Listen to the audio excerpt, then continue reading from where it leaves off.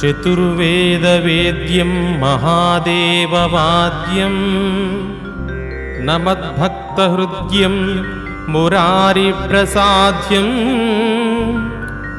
गुरुब्रह्मभूतं चिदानन्दरूपं नमाम्यन्तरङ्गं महानन्दिलिङ्गम्। वृषस्य वृषणं स्पृष्ट्वा ईश्वरस्यावलोकनम्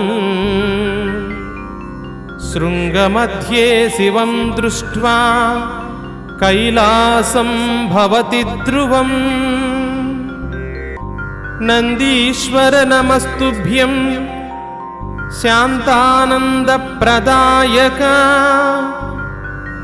महादेवेश सेवार्थ मनुज्ञां दातुमर्हसि।